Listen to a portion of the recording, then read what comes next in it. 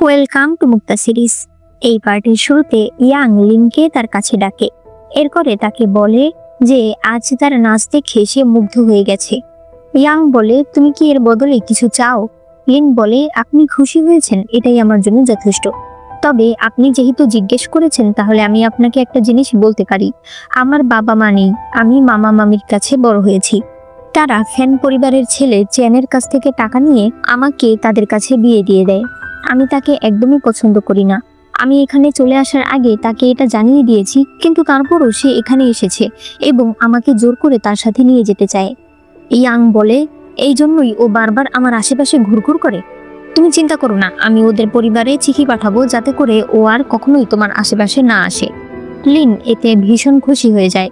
Yoon যখন তাদের দুজনকে একসঙ্গে দেখে তখন তার খারাপ লাগছিল। অন্যদিকে আড়াল থেকে চেন এসব দেখে বলে, তোমাকে তো আমি আমার সাথে করে নিয়ে যাব। এখানে সিন কাট হয়ে যায়। পরদিন সকালে লিনশি লিনের জন্য পানি নিয়ে আসে, তবে সে লিনকে দেখতে না পেয়ে অবাক হয়ে যায়। সে চারদিকে খুঁজতে থাকে, তবে লিনকে পায় না। একটু পরেই রাজকুমার ইয়াং আর ইউন দুজনেই সেখানে আসে এবং লিনশিকে লিনের কি হয়েছে সেই বিষয়ে জিজ্ঞেস করে। লিনশি বলে, আমি তাকে কোথাও খুঁজে পাচ্ছি না। আমার মনে হয় আমার ম্যাডামকে কেউ কিডন্যাপ করেছে, হতে পারে চ্যান মাস্টার। এদের দুজনেরই তো রাগ উঠতে থাকে। আবার অন্যদিকে তারা লিনের জন্য চিন্তায়ও পড়ে যায়। তারা দুজনেই লিনকে খুঁজতে বেরিয়ে পড়ে। এদিকে লিনের জ্ঞান ফিরলে সে দেখতে পায় তার হাত পা বাঁধা এবং সে বিয়ের পোশাকে আছে। তখনই চ্যান আসতে থাকলে লিন আবার অজ্ঞান হওয়ার নাটক করে। চ্যান এসে তাকে টাচ করে বলে, আমি জানি তুমি জেগে আছো। এই বিয়ের পোশাক আমি আবার বানিয়েছি। চিন্তা করো না, এগুলো একদম ওই দিনের বিয়ের পোশাকের মতোই। তুমি গতকাল রাজকুমার ইয়াং এর সঙ্গে এত হাসি খুশি ভাবে কথা বলছিলে যে আমার খুব খারাপ লেগেছে। আমার জিনিস অন্য কেউ দেখবে, অন্য কেউ ছোবে, এটা আমার পছন্দ না। তাই তোমাকে একটু ছোট্ট শাস্তি দিতে চেয়েছিলাম, কিন্তু আমি যে তোমাকে বড্ড ভালোবাসি, তোমাকে শাস্তিও দিতে পারি না। লিন বলে, আমি অবুঝ ছিলাম, আপনার ভালোবাসা বুঝতে পারিনি। আমি আপনার সঙ্গে যেতে রাজি আছি, তবে আমার দাসী, আমার বোন, তারা হয়তো চিন্তা করছে। চেন বলে, ও তাহলে তাদেরকেও আমার সঙ্গে সোজা শহরে নিয়ে যাই নাকি? সে আবারও সেই বিয়ের দলিলটা আনে আর সেখানে লিনকে সাইন করতে বলে।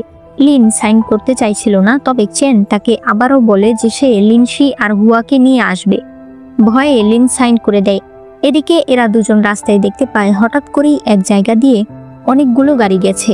তাই লিনের গাড়ি আসলে কোন রাস্তায় গেছে তা তারা বুঝতে পারছিল না। তাই তারা সবাই আলাদা আলাদা রাস্তায় যেতে থাকে। এদিকে চেন লিনের মাথায় একটা হেয়ার পিন দেয় আর বলে, একটু পরে আমাদের বিয়ে হবে। আজ তুমি বুঝতে পারবে আমি তোমাকে কতটা ভালোবাসি। এই বলে সে বাইরে চলে যায়। লিন মনে মনে বলে, লিনশি হয়তো বুঝতে পেরেছে যে আমি বাড়িতে নেই, তবে রাস্তায় আসার সময় আমার হাত থেকে আমার ফুলের মধুটা পড়ে গিয়েছিল। সেটা কি ওরা বুঝতে পারবে? এরপরে সে সামনে কাপ দেখে সেগুলো ভেঙে ফেলে আর একটা ভাঙা টুকরা নিয়ে সে নিজের হাতের দড়ি কাটতে শুরু করে। এদিকে এরা সবাই বাজারে এসে খোঁজাখুঁজি করছিল। হঠাৎ করেই ইউন অন্যরকম একটা ঘ্রাণ পায়। সে মাটিতে বসলে ঘ্রাণ শুকে বুঝতে পারে এটা লিনের রুমালের ঘ্রাণ, অর্থাৎ লিন যে ফুলের মধু ব্যবহার করে সেটার ঘ্রাণ। তাই সে ওই দিকে যেতে থাকে। অন্যদিকে লিন হাতের দড়ি খুলে ফেলেছে, তবে তখনই চ্যান সেখানে আসলে সে আবার আগের মতো বসে থাকে। চ্যান যখন তার কাছে আসে তখন সে টেবিলটা ধাক্কা দিয়ে ফেলে দেয়। চ্যান তাকে ধরে বলে, তুমি কোথায় যেতে চাইছো? তুমি ভাবছো ওরা তোমাকে বাঁচাতে আসবে? লিন ওই কাজ দিয়ে তাকে আঘাত করতে যায়, তবে এতে তার নিজের হাত কেটে যায়। লিন বলে, আমি আপনাকে ভালোবাসি না, আপনি কেন আমাকে জোর করছেন? সে বলে, আমি তোমাকে ভালোবাসি, আমি তোমার ভালোবাসা চাই না, আমি শুধু চাই তুমি আমার সাথে থাকবে। লিন তখন হেয়ার পিনটা চ্যানের হাতে ঢুকিয়ে দেয়। এরপর সে পালিয়ে যেতে থাকে। চ্যান বাইরে এসেও তাকে জোর করতে থাকে, তবে তখনই ইউন সেখানে চলে আসে। সে লিনের কাছে আসলে লিন তাকে দেখে অজ্ঞান হয়ে যায়। চ্যান ইউনকে আটকায়, কিন্তু তখন পেছন থেকে ইয়াং এসে তার গলায় তলোয়ার ধরে। ইউন লিনকে নিয়ে বাড়িতে চলে আসে। রাতের বেলা ডাক্তার দেখে বলে, ওনার আঘাত তেমন বেশি গুরুতর না, তবে ওনার জ্ঞান কবে ফিরবে সে বিষয়ে আমি বলতে পারছি না। ইয়াং রেগে বলে, তাহলে কিসের ডাক্তার হয়েছেন? ডাক্তার নিচে বসে ক্ষমা চাইতে থাকে। ইউন বলে, ওনার উপর রাগ করো না, উনি শহরের সবচেয়ে ভালো ডাক্তার। এরপর ডাক্তার চলে যায়। লিন তার হাত নাড়ালে ইউন গিয়ে তার হাত ধরে। একটু পরে এরা দুজন বাইরে আসে। ইয়াং বলে, ফ্যান পরিবারের অবস্থা এবার আমি খারাপ করে দেব। ইউন বলে, ভালো করে ভেবে বলো, ওই পরিবারের কাছ থেকে মিলিটারিতে তুমি অনেক সুবিধা পাও। ইয়াং বলে, তোমরা আমাকে কি মনে করো? তুমি তো আমার ছোট ভাইয়ের সঙ্গে মিলে আমাকেই মারতে চেয়েছিলে। ইউন বলে, ফালতু কথা বাদ দিয়ে নিজে এটা মনে করো যে তুমি নতুন করে কার শত্রু হয়েছো, কারণ আমরা তোমাকে মারতে যাব না। ইয়াং বলে, লিন অসুস্থ, ওর দেখাশোনা করবে, যদি ওর কোনো সমস্যা হয় তাহলে কিন্তু আমি তোমাকে ছাড়বো না। এই বলে সে চলে যায়। এরপরে ইউন একা একা বসে ভাবতে থাকে, আজ আমি লিনকে যেভাবে দেখেছি আমি কখনোই ওকে এরকম দেখিনি। আজ মনে হচ্ছিল যেন ও একদম অসহায়।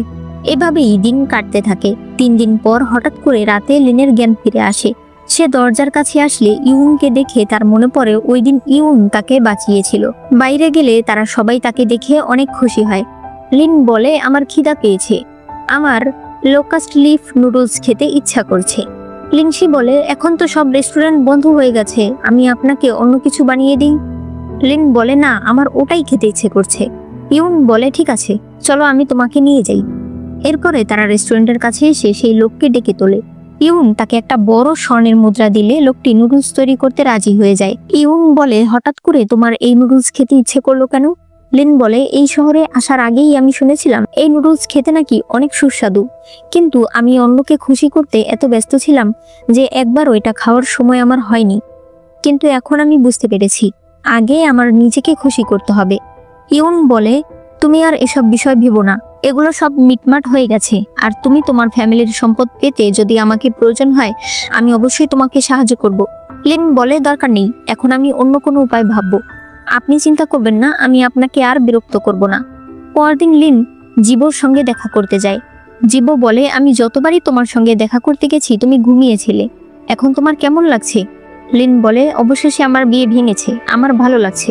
তুমি বলেছিলে তুমিও বিয়ে থেকে বাঁচতে ছেলে সেজে আছো, তুমি আমাকে বলো, হতে পারে তোমার বিয়েটাও আমরা ভাঙতে পারি। জিবো বলে, আমার বিয়ে ভাঙা এত সহজ হবে না। লিন বলে, মহারাজের আদেশ না থাকলে যে কিছু ভাঙা সম্ভব। সে বলে, আমার বিয়ে ঠিক হয়েছে রাজকুমার আমানের সঙ্গে। লিন বলে, তোমার এত সাহস, তুমি মহারাজের আদেশ অমান্য করছো? তবে রাজকুমার আমানকে দেখলে তো ভালো মানুষ মনে হয়, উনি তোমাকে জোর করে কেন বিয়ে করতে চায়? জিবো বলে, আসলে বিয়েটা আমাদের পরিবার থেকেই ঠিক হয়েছে, কিন্তু উনি এক কথায় বিয়েতে রাজি হয়ে গেছে। এটা দেখে আমার মনে হয়েছিল উনি একটা হিপোক্রিট, কিন্তু কয়েকবার ওনার সঙ্গে দেখা হওয়ার পর মনে হচ্ছে আমি হয়তো ওনাকে ভুল বুঝেছি। ভবিষ্যতে যদি প্রয়োজন করে তাহলে আমি অবশ্যই ওনার উপদেষ্টা হতে রাজি আছি। তখনই অনেকগুলো মেয়েরা সেখানে চলে আসে। এরপরে তারা একসাথে বসে। এসব মেয়েরা বলতে থাকে, জিবো মাস্টার, আপনি দেখতে অনেক হ্যান্ডসাম, কয়েকদিন পরেই ফুল সুন্দরীর প্রতিযোগিতা অনুষ্ঠিত হবে, আপনি কি আমাদের সঙ্গে সেই অনুষ্ঠানে যাবেন? লিন বলে, এটা আবার কি অনুষ্ঠান?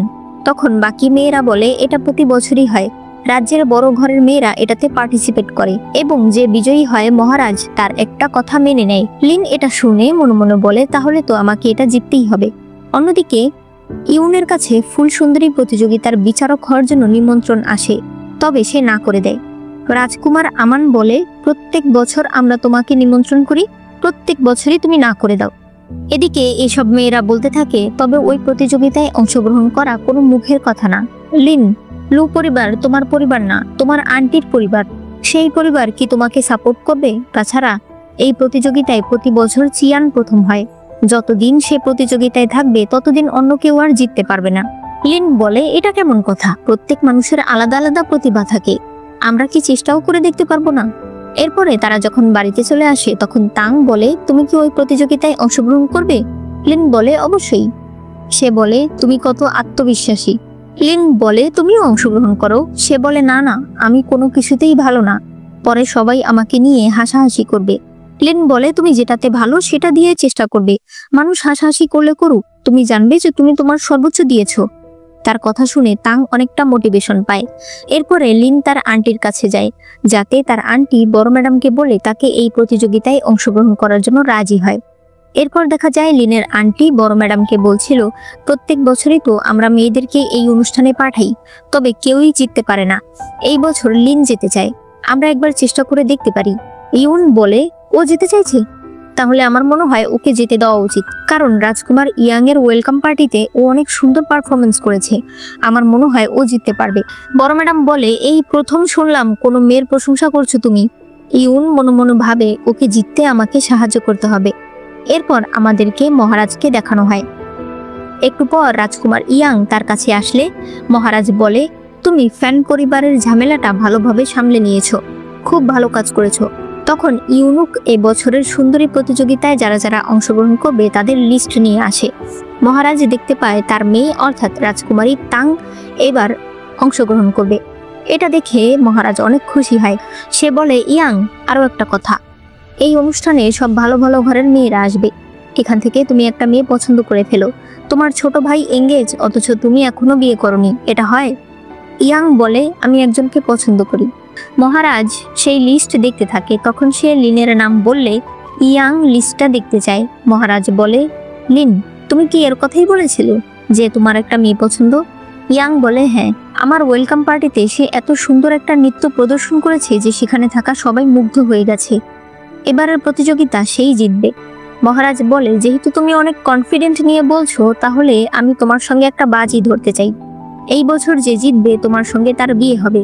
ইয়াং এটা শুনে বলে, আমি লিন ছাড়া অন্য কাউকে বিয়ে করতে চাই না। মহারাজ বলে, তার মানে তুমি শিওর না যে লিন জিতবে? অর্থাৎ সে অতটাও তোমার যোগ্য নয়। এদিকে লিন যখন ঘরের দিকে আসছিল তখন ইউং তাকে ধরে। সে বলে, তুমি প্রথমে একটা প্রতিযোগিতায় অংশগ্রহণ করতে যাচ্ছ, তোমার যা যা প্রয়োজন হবে তুমি আমার কাছে চাইতে আসবে, ঠিক আছে? লিন বলে, আপনাকে অনেক ধন্যবাদ। সে আবার সামনে যেতে থাকলে ইউং বলে, তোমার নিশ্চয়ই এখন অনেক কিছুর প্রয়োজন। লিন বলে, না, আমার নিজের কাজ আমি নিজে করতে পারবো, আপনি আপনার কাজ নিয়ে থাকুন। এই বলে সে চলে যায়। ইউনের তো মনটা একদম খারাপ হয়ে যায়। তবে এরপর সে একটা আইডিয়া পায় আর লিনের ঘরের কাছে গিয়ে বলে, চুয়ান আমার কালির পাত্র ভেঙে ফেলেছে। এভাবেই সে বারবার আসতে থাকে, একবার কাগজের জন্য, একবার ব্রাশের জন্য। এরপরে সে চুয়ানকেও সাথে করে নিয়ে আসে আর তাকে বলে, তুই বলবি যে সব জিনিস তুই ভেঙেছিস। তবে দরজা খোলে লিনসি। লিনসি ইউনের সব জিনিস ঠিক করে তাকে ফিরিয়ে দেয়। ইউন পা দিয়ে দরজা আটকে রাখলে লিনসি বলে, আমাদের ম্যাডাম বলেছে চুয়ানকে চাকরি থেকে বের করে দিন, ও কেন সবকিছু ভেঙে ফেলে। এই বলে সে দরজা লাগিয়ে দেয়। এরপরে ইয়াং দেখতে পায় আমান মহারাজের সঙ্গে কথা বলে বের হচ্ছে। সে বলে, বাবার সঙ্গে তুমি কি কথা বললে? আমান বলে, আমি অনেকদিন ধরেই সল্ট পিটারের কেস নিয়ে তদন্ত করছি এবং আমরা জানতে পেরেছি এর সঙ্গে জড়িয়ে আছে ফ্যান পরিবার। তুমি এতদিন ধরে ফ্যান পরিবারের সঙ্গে যোগাযোগে আছো, তারা মিলিটারিতে অনেক কিছুই পাঠিয়েছে, তুমি কি একবারও টের পাওনি? ইয়াং বলে, মানে তুমি এখন আমাকে সন্দেহ করছো? তোমার আস্পর্ধা দেখে আমি অবাক হয়ে যাই। তার কাছে বকা খেয়ে আমান চলে আসে জীবর সঙ্গে দেখা করতে। এখানে সে জীবর সঙ্গে একটা বিষয় নিয়ে আলোচনা করে। জীব তাকে সেটা সুন্দর করে বুঝিয়ে দেয়। আমান এতে অনেক খুশি হয়ে যায়। সে বলে, ভাগ্যিস যে আজ আমি তোমার কাছে এসেছিলাম। জীব বলে, আপনি চাইলে আমি আপনার উপদেষ্টা হতে চাই। আমান এতে আরো খুশি হয়ে যায়। এরপরে তারা দুজন মিলে একসঙ্গে ডাম্পলিং রান্না করতে থাকে আর মজা করতে থাকে। এদিকে লিন দেখতে পায় ইয়াং এসেছে। সে তার জন্য অনেকগুলো অলংকার এনেছে। লিন বলে, আমি আপনার কাছ থেকে এত দামি উপহার নিতে পারবো না। ইয়াং বলে, আরে তুমি প্রতিযোগিতায় অংশগ্রহণ করবে, তোমার এগুলোর দরকার আছে। সে লিনকে ওই প্রতিযোগিতায় অংশগ্রহণের নিমন্ত্রণ পত্র দিয়ে দেয়। সে বলে, এই অলংকারগুলো তুমি রেখে দাও, তবে তোমার যদি আপত্তি থাকে তাহলে তার বদলে তুমি আমাকে কিছু দিয়ে দাও। লিন নিজের বানানো একটা ছোট ফুল তাকে উপহার দেয়। ইয়াং বলে, তুমি আমাকে বলো তোমার এখন কি লাগবে, নৃত্যশিল্পী, মিউজিশিয়ান, তোমার কি কি প্রয়োজন? লিন বলে, আপনার যদি ভরসা থাকে যে আমি জিতবো তাহলে আপনি নিশ্চিন্তে গিয়ে বসে থাকুন, কারণ আমি আমার চেষ্টায় জিততে চাই। ইয়াং চলে যাওয়ার সময় বলে, তুমি অবশ্যই জিতবে। ফ্ল্যাশব্যাকে আমাদেরকে দেখানো হয় সে তার বাবার সঙ্গে বাজি ধরেছে যে এইবার লিন জিতবে। এরপরে লিন ওই বার হাউসে আসে যেখানে ইউন মাঝে মাঝে আমানের সঙ্গে দেখা করতে আসে। আসলে এই বার হাউসটা ইউনের নিজের। এই মেয়েটা শুধুমাত্র এখানকার একজন নৃত্যশিল্পী। লিন তাকে বলে লিনকে নাচ শেখাতে। সেই মহিলা প্রথমে রাজি হয় না, তবে পরে রাজি হয়ে যায়। এদিকে ইউন আমানের প্যালেসে ইউয়ানকে দেখতে এসেছে। ইউয়ান বলে, ওই দিন আমি ওয়াং চংয়াং এর খোঁজ পেয়েছিলাম। ইউন বলে, উনি আমার বাবার সাথে ছিল, উনি অবশ্যই কিছু জানে, তাই আমার বাবার সঙ্গে যারা বেইমানি করেছে তারা ওয়াং চংয়াংকে খুঁজে পাওয়ার আগে আমাকে তাকে খুঁজতে হবে। এদিকে চ্যানকে নির্বাসনে দেওয়া হচ্ছিল, তবে রাস্তার মাঝে তাদের উপরে কেউ অ্যাটাক করে। চ্যানের বুকে সে লোক আঘাত করে, তবে চ্যান কি সত্যিই মারা গেছে কিনা এই বিষয়ে আমরা এখনো জানি না।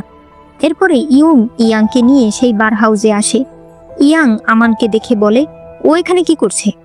ইউন তাকে নিয়ে একসাথে বসে। এরপর বলে, ফ্যান পরিবারের ঘটনায় আমি ভেবেছিলাম হয়তো তুমিও সল্ট পিটারের সঙ্গে জড়িয়ে আছো, এজন্য আমি তোমার কাছে ক্ষমা চাইছি। ইয়াং বলে, আমি কখনোই তোমাদের মতো না, তোমরা তো আমাকে মারতে চেয়েছো। আমান বলে, ফালতু কথা বলবে না, তোমাকে মেরে আমাদের কি লাভ?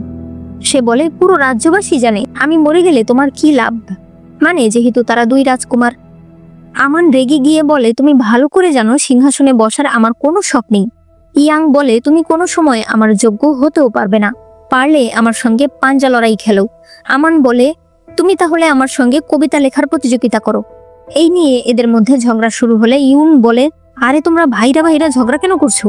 আমি তোমাদের ডেকেছি এটা বলার জন্য যে এই কেসটাকে আমরা আরো ইনভেস্টিগেশন করব এবং তোমরা দুজনেই আমার সাথে থাকবে। ইয়াং বলে ঠিক আছে, আমি সাথে আছি। এই বলে সে চলে যায়। ইউন আর আমান বাইরে আসলে ইউন লিনকে দেখে তার পেছনে যেতে থাকে। অন্যদিকে চিয়ানের দাসী লিনকে এই জায়গায় দেখে তার কিছু একটা সন্দেহ হয়। এরপরে ইউন বাজারের মাঝখানে পাখা নিয়ে প্র্যাকটিস করতে থাকে। লিন আসলে সে কিরকম ভাব নিয়ে দাঁড়াবে। যখন সে বুঝতে পারে লিন কাছাকাছি এসে গেছে, সে ওইভাবে স্টাইল করে দাঁড়ায়। তবে দেখতে পায় লিন দূরে ক্যান্ডি কিনছে। সে ক্যান্ডিওয়ালাকে টাকা দিয়ে সবগুলো ক্যান্ডি নিয়ে নেয়, কিন্তু লিন বলে আমি এগুলো খাই না। সে কসমেটিকের দোকানে গেলে ইউন বলে এই হেয়ার পিনটা তোমাকে অনেক সুন্দর মানাবে, তবে সে বলে আমার এটা পছন্দ না। এরপর সে একটা ব্রেসলেট হাতে নিলে ইউন বলে এটা অনেক সুন্দর, কিন্তু লিন বলে এটা আমার পছন্দ হয়নি, আমার তো ক্যান্ডি খেতে ইচ্ছে করছে। ইউন আবার দৌড়ে ক্যান্ডিওয়ালার কাছে যেতে চাইলে সে দেখতে পায় লিন একটা ব্রেসলেটের দিকে তাকিয়ে আছে। এরপর লিন চলে যায়, তবে ইউন সেই ব্রেসলেটটা দেখতে থাকে। রাতের বেলা কালো কাপড় পরে একজন লোক মিনিস্টার চ্যানের সঙ্গে দেখা করতে আসে। এটা আর কেউ না, এটা হলো রাজকুমার ইয়াং এর মাস্টার কং। মিনিস্টার চ্যান বলে আমি একটা জিনিস বুঝতে পারছি না, আমি লোক পাঠিয়েছিলাম ইয়াংকে মেরে ফেলার জন্য, যে আপনি ইয়াং এর সাথে আছেন, আপনার সাহায্য নিয়ে ওইসব লোকেরা ইয়াংকে মেরে ফেলতে পারবে। তবে সে কি করে বেঁচে ফিরল? কং বলে ওইসব লোকেরা অনেক দুর্বল ছিল, রাজকুমার ইয়াং এর সঙ্গে তারা পেরে উঠতে পারেনি, তাই আমিও আর তাদের সাহায্য করিনি। তবে এইবার আমাদেরকে আরো সতর্ক হতে হবে আর ওই ওয়াং চংয়াংকে খুঁজে বের করতে হবে, নয়তো অনেক বছর আগে আমরা দুজন মিলে যে জেনারেল লুকে মেরে ফেলেছিলাম সেটা জানাজানি হয়ে যাবে। আমি তোমাদের বলে দেই জেনারেল লু হলো ইউনের বাবা। পরদিন লিন জীবকে সাজাচ্ছিল। সে বলে আমার নাচের ড্রেসটা অন্য কেউ ট্রাই করলে আমি বুঝতে পারবো যে এটা কিরকম হয়েছে, তাই তুমি আগে পড়ো। এরপরে সে বাইরে অপেক্ষা করছিল, হঠাৎ করেই সেখানে আমান চলে আসে। এর মধ্যেই দরজা খুলে জীব বের হয়। আমান তাকে দেখে একদম চমকে যায়। সে বলে আপনি কে? আপনি কি জীবর বোন? লিন বলে হ্যাঁ, ও জীবর বোন, ওর নাম জিতাও। তখনই ইউন সেখানে আসে। সে বলে ভালোই তো, জীবর একটা বোনও আছে। এরপরে দেখা যায় জীব বাগান থেকে সবজি নিতে এসেছে। আমান বলে আপনার ভাইয়ের মতো আপনিও সব বোঝেন তাই না? জীব তখন চিকন কণ্ঠে তাকে বোঝাতে থাকে যে এসে এইসব ক্ষেত খামারি একদমই বোঝে না। তখন আমান তাকে জীবর মতো করেই সবকিছু বলতে থাকে আর বলতে থাকে জীবর পরানোর স্টাইল তার খুবই পছন্দ। এদিকে লিন রান্না করেছিল। ইউন বলে বেশি ঝাল দিও না, আমার ঝাল পছন্দ না। লিন তখন কতগুলো মরিচের গুঁড়া উঠিয়েই ছিটিয়ে দেয়। এরপরে পুরো বাটি সহ নিয়ে তরকারিতে ঢেলে দেয়। যখন তারা একসঙ্গে খেতে বসে তখন খাবারের উপরে মরিচের অবস্থা দেখে তাদের তো মাথাই ঘুরে যায়। লিন আলাদা একটা খাবার নিয়ে এসেছিল মরিচ ছাড়া। সে জিতাওকে বলে চলো তুমি আর আমি এখান থেকে খাই। ইউন সেই মরিচ দেওয়া খাবারই খাচ্ছিল আর বলছিল মাঝে মাঝে ঝাল খেতে ভালো লাগে। এই বলে সে খাচ্ছিল আর বোকার মতো হাসছিল। লিন আমানকে বলে রাজকুমার আপনি নিশ্চয়ই বোঝেন সবকিছু জোর করে হয় না, বিশেষ করে বিয়ে। এই কথা বলতেই জীব তাকে একটা খাবার দেয় যেটা ছিল বাঁশের কোরাল। লিন সেটা উঠিয়েই ইউনকে দেয় আর বলে এটা আপনার খাওয়া উচিত, আপনি যেহেতু শুধু শুধু মানুষের পেছনে পড়ে থাকেন তাই আপনার বাঁশ খাওয়া উচিত। ইউন আবার সেটা আমানকে দেয় আর বলে আমানেরও বাঁশ খাওয়া উচিত। এরপর আমান কিছু ইমোশনাল কথা বলে যে সত্যি জোর করে কিছু হয় না, সে নিজেও জোর করে কোনো সম্পর্কে জড়াতে চায় না। তার এইসব কথা শুনে লিন নিজেই সেই বাঁশটা খেয়ে ফেলে। এরপরে তারা সবাই এভাবেই কোনো মতে খাবার খায়। এদিকে চিয়ানের দাসী তাকে বলে ম্যাডাম আজকে অনেক ভালো ভালো খাবার রান্না হয়েছে, আপনার পছন্দের খাবার। চিয়ান খেতে যায় তখন তার মা বলে কয়েকদিন পর তোমার নাচের প্রতিযোগিতা, তাই তুমি এরকম ভারী খাবার এখন খেতে পারবে না। তাই চিয়ান তার পছন্দের খাবার সামনে থাকার পরেও সে সেটা খেতে পারে না। চিয়ান সেখান থেকে চলে গেলে চিয়ানের মা আর চিয়ানের দাসী কিছু একটা বলাবলি করে। এরপর দেখা যায় লিন নাচ প্র্যাকটিস করছে, তবে সে পড়ে গিয়ে পায়ে ব্যথা পায়। ইউনের হাতে একটা ওষুধ ছিল, তবে সে যে লিনকে এটা দেবে সেই সাহস সে পাচ্ছিল না। তখন সেই নাচেওয়ালি মেয়েটা আসলে ইউন বলে আমার হয়ে এটা ওকে দিয়ে দাও। সেই মেয়েটা লিনকে এটা দিলে লিন আড়াল থেকে ইউনকে দেখে ফেলে। এরপর সে জোরে জোরে বলে লিনছি, এত দামি ওষুধ ফেলে দিয়ে লাভ নেই, দাও আমার আঘাতে লাগিয়ে দাও। ইউন এটা দেখে যখনই পেছনে ঘুরে তখন সে চুয়ানকে দেখে ভয় পেয়ে যায়। চুয়ান বলে, ম্যাডাম কি খুশি হয়েছে? ইউন বলে, ওই প্রতিযোগিতার বিচারক হতে আমি রাজি আছি। চুয়ান বলে, ও বাবা, আপনি না ভাব করে বললেন আমি কোনো প্রতিযোগিতায় বিচারক হতে চাই না। ইউন তাকে মারতে চাইলে সে পালিয়ে যায়। রাতের বেলা লিন অনেক মনোযোগ দিয়ে প্র্যাকটিস করছিল। সে অনেক ক্লান্ত ছিল। তখন চুয়ান এসে বলে, আমাদের মাস্টার আপনাকে ডেকেছে। লিন সেখানে গেলে ইউন তাকে দেখায় যে সে ওই কম্পিটিশনের বিচারক। লিন এটা দেখে খুশি হয়, তবে এরপর চলে যেতে চাইলে ইউন বলে, দেখো, ওই কম্পিটিশনে বাকি যে 3 জন বিচারক রয়েছে তাদের প্রত্যেকেরই কোনো না কোনো পরিবারের চাপ রয়েছে। তারা ফেয়ার ভাবে বিচার করতে পারবে না। একমাত্র আমি একদম নিখুঁত ভাবে বিচার করতে পারবো। তবে এজন্য তোমাকে আমার 3টি শর্ত পূরণ করতে হবে। লিন বলে, হ্যাঁ বলুন, আপনার কি শর্ত? সে বলে, প্রথম শর্ত, আমাকে তুমি যে নাচটা রেডি করেছো সেটা আগে দেখাতে হবে। লিন রাজি হয়ে যায়। সে তাকে নাচ করে দেখালে ইউন সাথে বাঁশি বাজাতে শুরু করে। লিন নাচতে নাচতে একটা পাথরের উপরে ওঠে। তবে এরপর সে পড়ে যেতে থাকলে ইউন গিয়ে তাকে ধরে ফেলে। লিন বলে, আপনার দ্বিতীয় শর্ত কি? সে বলে, আমাকে কিস করো। লিন সরাসরি তাকে কিস করে দেয়। ইউন বলে, তুমি এভাবে কি করে আমাকে কিস করতে পারো? তোমার লজ্জা করে না? সে বলে, কিসের লজ্জা? আপনি এই শহরে সবচেয়ে হ্যান্ডসাম ছেলে, আপনাকে কিস করলে তো আমারই লাভ। লিন চলে যায়। ইউন যখন চুয়ানকে এই কথা বলে, চুয়ান বলে, এটা আপনি কি করেছেন? এখন তো সে মনে করছে যে আপনি একটা প্লে বয়। আপনি মনে হয় অন্যান্য মেয়েদের সঙ্গেও এরকমই করেন। ইউনেরও ভীষণ খারাপ লাগছিল যে হঠাৎ করে সে এরকম কথা কেন বলল। এরপরে আমরা চিয়ানকে দেখি। সেও ওই একই নৃত্যশিল্পীর কাছ থেকে নাচ শিখছিল। অর্থাৎ চিয়ানের মা তাকে বেশি টাকা দিয়ে তার মেয়েকে লিনকে যে নাচ শেখানো হয়েছে সেই একই নাচ শেখাতে বলেছে। রাতের বেলা চিয়ান অনেক পরিশ্রম করে ওই নাচ প্র্যাকটিস করছিল আর বলছিল, আমাকে প্রমাণ করতেই হবে। আমি ইউন ভাইয়াকে বোঝাতে চাই যেটা লিন পারে সেটা আমিও পারি। পরদিন ইউন সুন্দর করে তৈরি হচ্ছিল, কারণ আজ সে ফুল সুন্দরী প্রতিযোগিতায় বিচারক হিসেবে যাবে। তখনই ইউয়ান আর চুয়ান দুজনেই সেখানে আসে। ইউয়ান বলে, ওয়ান চংয়াং কোথায় আছে? আমি তার সন্ধান পেয়েছি। ইউন বুঝতে পারে আগে তাকে ওয়াং চংয়াংকে ধরতে হবে। সে লিনের কাছে যায় আর বলে, হঠাৎ আমার একটা কাজ পড়ে গেছে, তাই সুন্দরী প্রতিযোগিতায় আমার আসতে দেরি হবে। লিন চলে যেতে থাকলে ইউন তার হাতে সেই ব্রেসলেটটা পরিয়ে দেয়। সে বলে, তুমি এটার দিকে তাকিয়েছিলে, আমার মনে হলো এটা তোমার পছন্দ হয়েছে। লিন বলে, হ্যাঁ আমার পছন্দ হয়েছে, কিন্তু অনেক দাম চেয়েছিল। ইউন বলে, এটা আলোতে ধরো। আলোতে ধরলে দেখা যায় তার ভেতর থেকে আলাদা একটা রোশনি বের হচ্ছে। ইউন বলে, এটা অনেক সুন্দরভাবে বানানো হয়েছে, তাই দাম বেশি। ইউন চলে যেতে থাকলে সে বলে, আপনার তৃতীয় শর্ত কি? ইউন বলে, আমি এখনো ভাবিনি। লিন বলে, আপনি কি সত্যি অনুষ্ঠানে আসবেন? সে বলে, চিন্তা করো না, আমি অবশ্যই আসব। এরপরে লিনেরা যে জায়গায় অনুষ্ঠান হবে সেই জায়গায় পৌঁছে যায়। এখানে এসে তারা দেখতে পায় সবাই এখানে আজকে কে জিতবে তার নামের উপরে বাজি ধরছে। প্রত্যেকেই এখানে চিয়ানের উপরে বাজি ধরছে। হঠাৎ করেই রাজকুমার ইয়াং এসে বলে, আমি বাজি ধরছি লিনের নামে 50 স্বর্ণ মুদ্রা। সেখানকার লোকেরা বলে, এত টাকা? কিন্তু আপনি ওনার উপরে কেন ধরছেন? ইয়াং বলে, কেন ধরবো না, সেও এই কম্পিটিশনে আছে। তাছাড়া আপনারা কেউ তার পারফরমেন্স দেখেননি, আপনারা কি করে বলতে পারেন যে সে জিতবে না? এরপরে সে লিনের কাছে আসে আর হাত দিয়ে দেখায় যে সে লিনের দেওয়া ফুলটাকে তার মাথায় দিয়েছে। লিন বলে, আপনি আমাকে এতটা ভরসা করেছেন, আমি অবশ্যই জিতব, আর আপনার 50 স্বর্ণমুদ্রাও আমি বিফলে যেতে দেব না। এরপরে লিন যেই ঘরে তৈরি হবে সেই ঘরে গেলে দেখা যায় ঘরটা অনেক ছোট আর একটু অন্ধকার। ইয়াং বলে, এমন একটা ঘরে তুমি কি করে তৈরি হবে? সে তাদেরকে বাইরে চলে আসতে বলে। এদিকে জিবো একটা বড় আলমারি নিয়ে আসছিল। তখন আমান তাকে দেখে। সে বলে, আপনার বোন আসেনি? জিবো বলে, না, ও ঘরে আছে। আমান বলে, আপনি এটা আমাকে দিয়ে দিন, আমি নিয়ে দিচ্ছি। এরপর সে একাই সেটাকে টেনে হিসড়ে নিতে থাকে, এমনকি তার সৈনিকদের পর্যন্ত ধরতে দেয় না। অন্যদিকে ইয়াং একটা বড় ঘরে আসে এবং এই ঘরে লিনকে তৈরি হতে বলে। যাওয়ার আগে সে আবারও তার মাথার ফুলটা লিনকে দেখায়। এরপরে অনুষ্ঠান শুরু হয়ে যায়। সবার প্রথমে তাং আসে। সে প্রচন্ড ভয় পাচ্ছিল, তারপরও সে গানে গানে একটা কবিতা বলে। কবিতা শেষ হলে কেউই তালি দেয় না। তখন মহারাজ উপর থেকে তালি দিতে শুরু করে। এটা দেখে সবাই দাঁড়িয়ে তালি দিতে থাকে। মহারাজ বলে, ও আমার মেয়ে, এই রাজ্যের রাজকুমারী, তাই বলে আপনারা ওকে নাম্বার বেশি দেবেন না, আপনারা ফেয়ার ভাবে বিচার করবেন। ওর নাম্বার যতই আসুক না কেন, আমার কাছে ও পৃথিবীর সব থেকে ভালো মেয়ে। তাং এই কথা শুনে চলে আসে। ইয়াং বলে, বাবা তুমি একটু বেশি বলছো। মহারাজ বলে, তুমি বুঝবে না, যেদিন বাবা হবে সেদিন বুঝবে।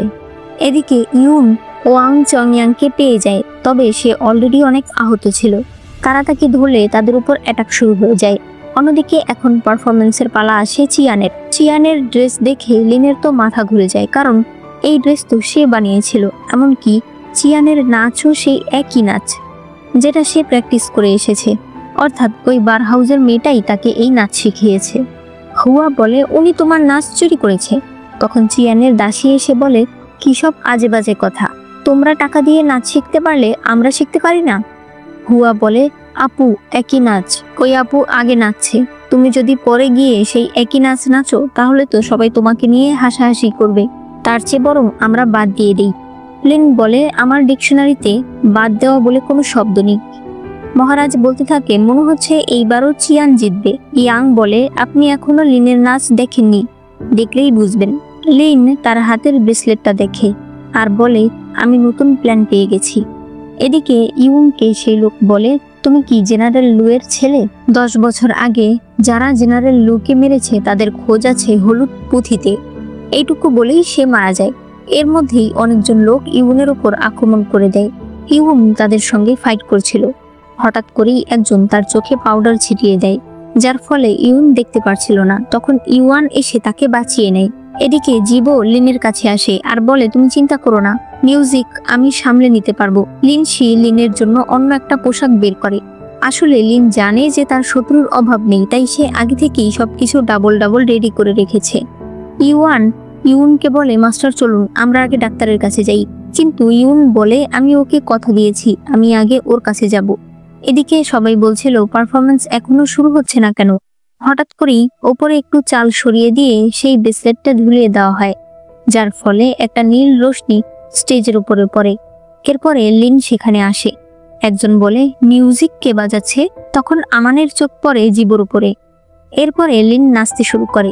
সে পেছনে দড়ি বেঁধে ডান্স করছিল। লিনশি একবার দড়ি টেনে তুলছিল, আবার ঢিল দিচ্ছিল। ইউন নাচের মাঝখানে সেখানে এসে পৌঁছায়। সে ঝাপসা ঝাপসা দেখছিল।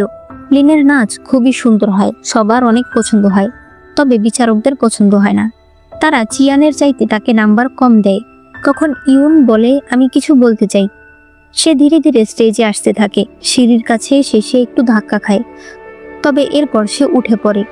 সে বলে, আজ লিন যে ডান্সটা করেছে এটা কোনো সাধারণ নাচ নয়, এর জন্য অনেক দক্ষতা, অনেক স্ট্রেংথের প্রয়োজন হয়। চিয়ান বলে, আপনি এত দেরি করে এসেছেন, একজনের নাচ দেখে আপনি কি করে বিচার করতে পারেন? সে বলে, অবশ্যই, এই জন্যই আমি বিচার করব না, বিচার করবে দর্শক, যারা দেখেছে। মহারাজ বলে, এটা তো অনেক ভালো কথা, উপস্থিত দর্শক বলুক যে তারা কাকে বিজয়ী হিসেবে দেখতে চায়। তখন সবাই বলতে থাকে, আমাদের লিন ম্যাডামের নাচ সবচাইতে বেশি পছন্দ হয়েছে। মহারাজ বলে, তাহলে তো হয়েই গেল। দর্শকের মতামতের ভিত্তিতে এবছরের ফুল সুন্দরী হলো লিন। লিন বলো, তোমার আমার কাছে কিছু চাওয়ার আছে? লিন প্রচন্ড খুশি হয়ে যায়। সে মহারাজকে বলে, আমি অনাথ, আমার বাবা মা জিয়াং শহরের যুদ্ধে মারা গেছে, তবে আমার বাবা আমাদের সকল সম্পত্তি রাজকোষাগারে জমা করে গেছে। মহারাজ আপনি আদেশ দিন, আমি একজন অবিবাহিত মেয়ে হিসেবে যাতে আমার বাবা মায়ের সম্পত্তির উত্তরাধিকার হতে পারি। মহারাজ বলে, তুমি তো তাহলে অনেক কষ্ট করেছো, ঠিক আছে আমি অনুমতি দিয়ে দিলাম, তুমি নিজে গিয়েই সেগুলো নিয়ে আসতে পারবে। এরপরে মহারাজ তার ইউনুককে ডেকে বলে, আমার আদেশনামা লিখুন। এবছরের সুন্দরী প্রতিযোগিতায় বিজয়ী লিন এবং রাজকুমার ইয়াং এর আগামী মাসে বিয়ে হয়ে যাবে। লিন একদম হতবাক হয়ে যায়, সে চুপ করে দাঁড়িয়ে থাকে।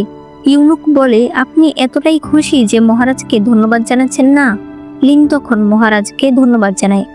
ইয়াং ভীষণ খুশি ছিল, তবে লিন আর ইউনের তো মনটাই ভেঙে যায়। এরপরে লিন বাইরে আসলে ইয়াং পেছন থেকে তাকে ডাক দেয়। লিন বলে, আজ হঠাৎ করে মহারাজ আমাদের বিয়ের কথা কেন বলল? ইয়াং বলে, কারণ তুমি আমার জন্য একদম পারফেক্ট।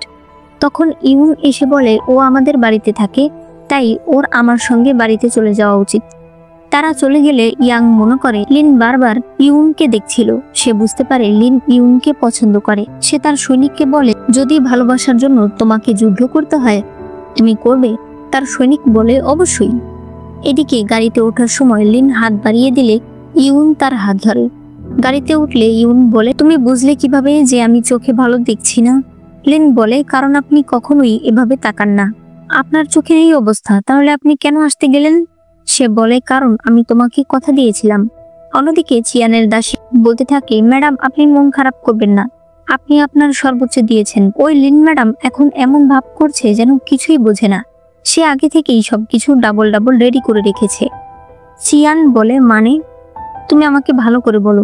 তখন দাসী বলে, আসলে আপনি যে নাচটা শিখেছেন সেটা উনিও শিখেছে, তবে আপনি আগে পারফর্ম করবেন, অর্থাৎ জেতার কথা আপনার। কে জানতো যে সে তার নাচ আবার বদল করে ফেলবে?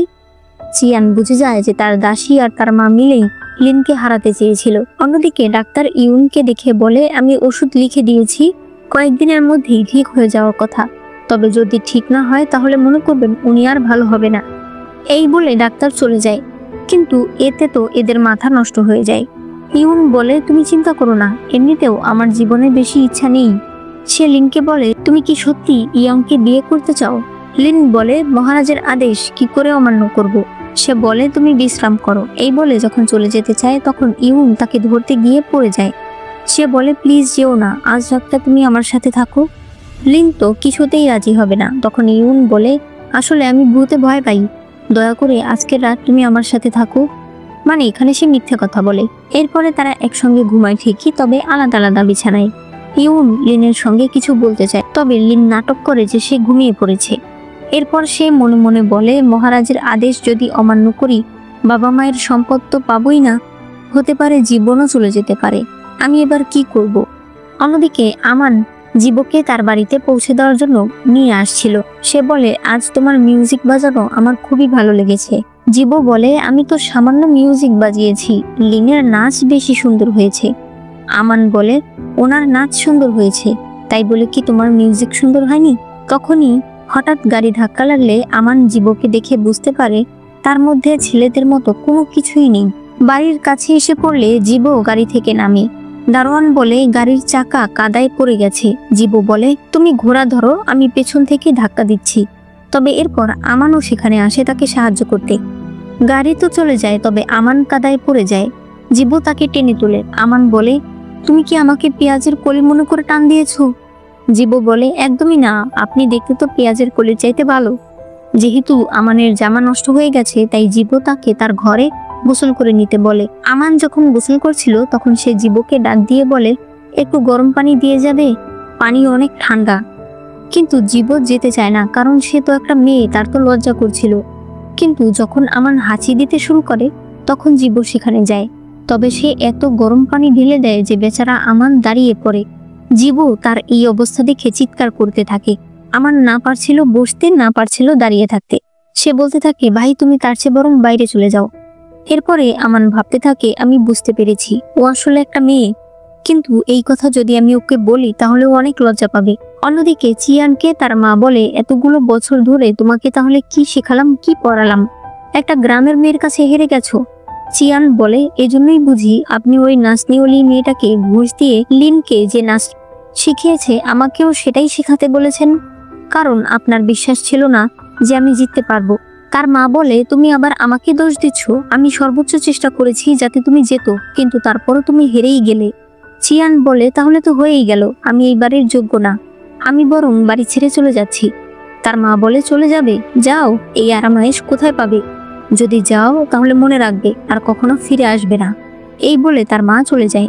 এদিকে কং মিনিস্টার চেনকে বলে, ওয়াং চংয়াং মারা গেছে।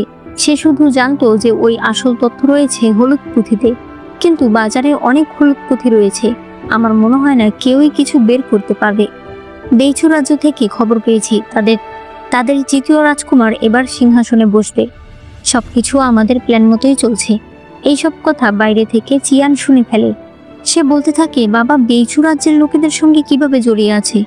আমি তো তাহলে এখন এখান থেকে যেতে পারবো না। আসলে সে বাড়ি থেকে চলে যেতে চেয়েছিল, তবে এখন আর যাবে না। পরদিন সকালে ইউন ঘুম থেকে উঠে সুন্দর করে জুতা পরতে থাকে। হঠাৎ করে সে বলে, আরে আমার চোখ ঠিক হয়ে গেছে। না না, আমি হয়তো ভুলভাবে ঘুম থেকে উঠেছি। সে আবার শুয়ে পড়ে, এরপর আবার ওঠে, কিন্তু দেখে যে তার চোখ একদম ঠিক হয়ে গেছে। তার তখন মেজাজটা খুব খারাপ হয়ে যায়। ওই সময় চুয়ান সেখানে এসে বলে, মাস্টার আপনি দেখতে পাচ্ছেন, অনেক ভালো হয়েছে, কিন্তু এটা তো ভালো কথা না। আপনি দেখতে পেলে তো লিন ম্যাডাম আপনার উপরে সিম্প্যাথি দেখাবে না। ইউন বলে, তুমি আমার চোখে একটা কাপড় বেঁধে দাও। তখনই লিন সেখানে চলে আসলে সে বসে পড়ে। চুয়ান লিনের হাতে কাপড় দিয়ে চলে যায়। লিন ইউনের চোখে একটা সাদা কাপড় বেঁধে দেয়। ওই সময় লিনকে এত কাছে দেখে ইউন ব্লাশ করতে শুরু করে। এরপরে ইউন বলে, আমাকে নিয়ে একটু বাগানে যাবে? তারা বাইরে আসলে ইয়াং সেখানে আসে। ইয়াং ইউনের হাত ধরে তাকে টেনে নিয়ে আসে, এরপর তাকে বসায়। তার বিশ্বাস হচ্ছিল না যে ইউন চোখে দেখে না। সে চায়ের কাপটা দূরে রাখে, তবে ইউন নাটক করে করে অন্যদিকে হাত দিচ্ছিল। লিন এসে তাকে চা দেয় আর বলে, এভাবে করলে পরে সব চা নিচে পড়ে যাবে। কিন্তু ইয়াং নিজে তাকে চা খাইয়ে দিলে ইউন কাশতে শুরু করে। ইয়াং তখন তাকে জোরে জোরে থাপড়াতে থাকে। ইউন বলে, আজ তুমি এসে আমার অনেক বড় উপকার করলে। সে বলে, আমি তোমাকে দেখতে আসিনি, আমি এসেছি লিনকে আমার সাথে করে নিয়ে যেতে। লিন বলে, রাজকুমার আমরা বরং আগামীকাল যাব, আজ আমার কোথাও যেতে ইচ্ছে করছে না। ইয়াং এতে রাজি হয়ে যায়। সে এরপর চলে যায়। একটু পর দেখা যায় লিন বই পড়ছে। ইউন তার ভুল ধরলে লিন বলে, তুমি এটা আগে পড়েছো, তাহলে আবার আমাকে দিয়ে কেন পড়াচ্ছ? সে বলে, আরে নিজে পড়া আর অন্যের কাছ থেকে শোনা দুটো আলাদা। তখনই সেখানে চিয়ান আসে। সে ইউনের জন্য আবারও পিঠা নিয়ে এসেছে। সে বলে, ইউন ভাইয়া হঠাৎ করে তোমার উপরে এরকম হামলা হলো, তোমার কি কারোর সঙ্গে ঝগড়া হয়েছিল? ইউন বলে, তুমি কি বলতে চাইছো, আমি তো বুঝতে পারছি না। চিয়ান তখন বলে, না আমি এমনিতেই কথাগুলো বলেছি। এরপর সে চলে যেতে থাকে। লিন তার পেছন পেছন আসে। চিয়ান বলে, অভিনন্দন, তুমি সেরা সুন্দরী হয়েছো। তুমি হয়তো আমাকে নিয়ে মনে মনে হাসছো, তাই না? আমি তোমার নাচ চুরি করেও জিততে পারিনি। লিন বলে, একদমই না, তুমি সর্বোচ্চ চেষ্টা করেছো, তবে আমি কখনোই হারি না। আমি কোনো কম্পিটিশনে গেলে যেভাবেই হোক জিততে আমাকে হবেই। চিয়ান বলে, দেখো এখন তোমার আর রাজকুমারের বিয়ে ঠিক হয়ে গেছে, তাই ইউন ভাইয়ের সঙ্গে তোমার আর কিছুই সম্ভব না। লিন বলে, পৃথিবীতে কোনো কিছুই অসম্ভব নয়। সবসময় মনে রাখবে, তুমি যেটা চাইবে, তোমার মন যেটা বলবে, তুমি যদি সেই কথায় অটুট থাকো, তাহলে কেউ জোর করে তোমাকে দিয়ে কিছুই করাতে পারবে না। চিয়ান এরপরে চলে যায়। এরপরে লিন একা একা বসেছিল। লিনসি তার কাছে আসলে সে বলে, আমি বুঝতে পেরেছি, আমি আসলে ইউনকে ভালোবেসে ফেলেছি। লিনসি এটা শুনে তো প্রচন্ড ভয় পেয়ে যায়। সে বলে, মহারাজ আমাদেরকে প্রাণে মেরে ফেলবে। সে বলে, আমাকে আগে রাজকুমার ইয়াংকে ভালো করে বোঝাতে হবে যে আমি ওনাকে পছন্দ করি না। এদিকে ইউন ওইসব হলুদ পুঁথি পড়ছিল, যাতে করে সে কিছু একটা ক্লু পেয়ে যায়। সকালে উঠেও সে এগুলোই পড়ছিল। হঠাৎ করে লিনের শব্দ পেয়ে সে তাড়াতাড়ি চোখে কাপড় বেঁধে ফেলে। লিন এসে বলে, তুমি তো ঠিক করে দেখতে পাও না, তাহলে পড়ছো কিভাবে? ইউন বলে, আমি পড়ছি না তো, চুয়ান পড়ছে। চুয়ান বলে, হ্যাঁ সত্যি কথা, আমি পড়ছিলাম। ইদানিং পড়তে আমার যে কি ভালো লাগে। এই বলে সে সেখান থেকে চলে যায়। এরপরে ইউন লিন ওই নৃত্যশিল্পীকে যে টাকা দিয়েছিল তাকে নাচ শেখানোর জন্য সেই টাকা ফিরিয়ে দেয়, কারণ সে লিনের সঙ্গে চিটিং করেছে। লিন বলে, টাকা তো কম। ইউন বলে, হতেই পারে না, আমি নিজে গুনে দেখেছি। এরপর সে থেমে বলে, মানে চুয়ান গুনেছে। লিন বলে, আমি আজ রাজকুমারের সঙ্গে বাইরে যাচ্ছি। তখন ইয়াং সেখানে আসে। সে বলে, হ্যাঁ আমি তোমাকে নিতেই এসেছি। ইউন তখন এমন নাটক করে যে সে অনেক অসুস্থ। লিন বলে, অসুস্থ হলে ডাক্তার দেখান, বসে থাকলে হবে? এই বলে সে ইয়াং এর সঙ্গে চলে যায়। এরপরে ইউন আবারও পড়ছিল। তখন সেখানে শিয়ান আসে। সে বলে, তুমি লিনকে রাজকুমার ইয়াং এর সঙ্গে যেতে দিলে কি করে? ইউন বলে, ও যাবে, আমি আটকাবো কি করে? শিয়ান বলে, আমাকে একটা সত্যি কথা বলো, তুমি চোখে আঘাত পেয়েছো? কারণ তুমি ওই পুরনো কেস আবার ইনভেস্টিগেশন করছো, তাই তো? তুমি কেন থেমে যাচ্ছ না? এইবার তোমার চোখ, পরের বার যদি তোমার জীবন চলে যায়? সে বলে, গেলে যাবে, কিন্তু বাবার কেস আমি তদন্ত করেই ছাড়বো। শিয়ান বলে, বাবা আমাকে জিজ্ঞেস করেছিল যে তুমি কিভাবে চোখে ব্যথা পেয়েছো। আমি বলেছি এমনিতেই ছোট একটা অ্যাক্সিডেন্ট, তাই ভবিষ্যতে তুমি আরেকটু সাবধানে থেকো। এই বলে সে চলে যায়। এদিকে ইয়াং লিনকে নিয়ে একটা জায়গায় আসে, যেখানে অনেক মহিলারা বলতে থাকে, আমরা নতুন করে সবকিছু শুরু করেছি। রাজকুমার, আপনাকে অনেক ধন্যবাদ। তারা লিনকে দেখে মনে করে এটা রাজকুমারের স্ত্রী। তারা তো ভীষণ খুশি হয়ে যায়। লিন জিজ্ঞেস করে, এরা কারা? ইয়াং বলে, এরা হলো ওই সকল সৈন্যদের পরিবার যারা যুদ্ধে মারা গেছে। হঠাৎ করেই একজন বুড়ো মহিলা ইয়াংকে মেরে বলে, তুই আবার কোথায় চলে গিয়েছিলি? তোকে বলেছিলাম না সবসময় বাড়িতে থাকবি? ইয়াং বলে, আমি বাড়িতেই আছি দাদি। ইয়াং এর সৈনিক বলে এই দাদি রাজকুমারকে নিজের নাতি মনে করে। রাজকুমার আজ পর্যন্ত তাকে বলেনি যে সে তার নাতি নয়, তার নাতি বেঁচে নেই। লিন বুঝতে পারে ইয়াং কত ভালো মানুষ। অন্যদিকে ইউন সেই বার হাউসে ছিল। হঠাৎ করে আমান সেখানে আসে। সে বলে, তোমার নৃত্যশিল্পীকে দেখছি না। ইউন বলে, আমি ওকে বের করে দিয়েছি। লিনের কাছ থেকে টাকা নিয়ে একই নাচ আবার চিয়ানকে শেখায়। কত বড় সাহস! আমান বলে, আমি রাজপাঠশালা ঘেটে তোমার জন্য এই হলুদ পুঁথিগুলো বের করেছি। এরপরে এরা দুজন গাড়িতে চলে যাচ্ছিল। আমান বলে, বাবা, ভাইয়া আর লিনের বিয়ে ঠিক করেছে, তোমার ভয় লাগছে না? ইউন বলে, কিসের ভয়? আমি লিনকে নিয়ে পালিয়ে যাব। তুমি চিন্তা করো না, আমার কাছে প্ল্যান আছে। সে তার চোখের কাপড় ছাড়াই গাড়ি থেকে নেমে যায়। অন্যদিকে লিন আর ইয়াং ড্রিঙ্ক করছিল। ইয়াং বলে, এখান থেকে চাঁদ দেখতে সুন্দর না? ছোটবেলায় আমার যখন রাগ উঠতো আমি উপরে উঠে চাঁদ দেখতাম। নিচে মানুষ আমাকে খুঁজে পাগল হয়ে যেত। ছোটবেলায় আমি অনেক দুষ্ট ছিলাম। এরপর আমি মিলিটারিতে চলে যাই। সেখানে অনেক যুদ্ধ করি। মনে হতো আমার জীবন কত কষ্টের। কিন্তু যখন এখানে এসে আমি মানুষকে শান্তিতে বসবাস করতে দেখি, তখন আমার কষ্ট আমার কাছে কষ্টই মনে হয় না। লিন এরপরে আরো ড্রিঙ্ক করে। সে বলে, রাজকুমার, আমি আপনাকে কিছু বলতে চাই। তখনই ইউন সেখানে আসে। ইয়াং বলে, তার মানে তুমি নাটক করছিলে যে তুমি চোখে দেখতে পাও না? ইউন বলে, নাটক করিনি, আমার চোখ এখন ঠিক হয়ে গেছে। আমি লিনকে নিয়ে চলে যাচ্ছি। লিন, আমি তোমার জন্য অনেক ভালো ভালো খাবার এনেছি। ইয়াং বলে, মিথ্যে কথা বলে তুমি ওকে এখান থেকে নিতে পারবে না। ইউন বলে, আমি মিথ্যে কথা বলছি? তুমিও তো নিজেকে মিথ্যা সান্ত্বনা দিচ্ছ। তুমি নিজে নিজে বিয়ে ঠিক করে ফেলেছো। ওর মতামত একবারও জানতে চেয়েছো? ইয়াং তার হাত ছেড়ে দেয়। ইউন যখন লিনকে নিয়ে চলে যাচ্ছিল তখন ইয়াং বলে, আমি ওকে পছন্দ করি। যদি দরকার পড়ে ওর জন্য আমি তোমার সঙ্গে যুদ্ধ করতেও রাজি আছি। ইউন লিনকে পিঠে করে নিয়ে আসছিল। লিন বলে, আরেকটু হলেই আমি ওনাকে সত্যিটা বলে দিতাম। তুমি আরেকটু পরে আসতে পারলে না? ইউন বলে, তুমি কি বলতে চেয়েছিলে? লিন তখন ঘুমিয়ে পড়ে। একটু পর দেখা যায় ইউন আবারও সেই হলুদ পুঁথিগুলো পড়ছে। এভাবে পড়তে পড়তে একদম সকাল হয়ে যায়। অবশেষে সে সেই সিক্রেট কথাটাকে ডিকোড করতে পারে, যেখানে লেখা ছিল, ই পাসের সত্যি কথা সে জেনে গেছে, তাই আমাদের তাকে মেরে ফেলতে হবে। এটা দেখে সে কান্না করতে থাকে। একটা কাগজের লেখা একটা পুরো পরিবার শেষ করে দিয়েছে। তখনই লিন সেখানে আসলে ইউনকে দেখে সে অবাক হয়ে যায়। সে সেই লেখাটা পড়ে। ইউন বলে, আমি তোমাকে বলিনি, আমার বাবা জেনারেল লু। জিয়ান শহরে যখন যুদ্ধ হয় তখন আমার বাবাই ছিল ওইখানকার কমান্ডার। সবাই মনে করে আমার বাবা বিশ্বাসঘাতকতা করেছিল। এজন্যই জিয়াং শহরের সবাই মারা গেছে আর বেইচু রাজ্য জিয়াং শহরকে দখল করে নিয়েছে। তুমি হয়তো আমাকে ঘৃণা করো, তাই না? লিন বলে, ওই যুদ্ধে আমার বাবা মা মারা গেছে, কিন্তু আমি কখনোই মনে করি না যে জেনারেল লু বিশ্বাসঘাতকতা করেছে, কারণ আমার বাবা বলেছিল জেনারেল লু বিশ্বাসঘাতকতা করতে পারে না। আমার বাবা জিয়াং শহরের গভর্নর ছিল। ইউন বলে, এই চিঠি দিয়ে আমি আমার বাবা যে নির্দোষ ছিল সেটা প্রমাণ করতে পারবো না, আমাকে আরো ইনভেস্টিগেট করতে হবে। লিন বলে, চলো একটু বাইরে থেকে ঘুরে আসি, তোমার মনটাও ভালো হয়ে যাবে আর ইনভেস্টিগেশন করার জন্য একটু মোটিভেশনও পেয়ে যাবে। আর এখানেই এই পার্টটি শেষ হয়ে যায়। ভিডিওতে অবশ্যই একটি লাইক করে দিও, কেমন লেগেছে সেটা কমেন্টে জানিও, আর চ্যানেলে নতুন হলে চ্যানেলটাকে সাবস্ক্রাইব করে দিও।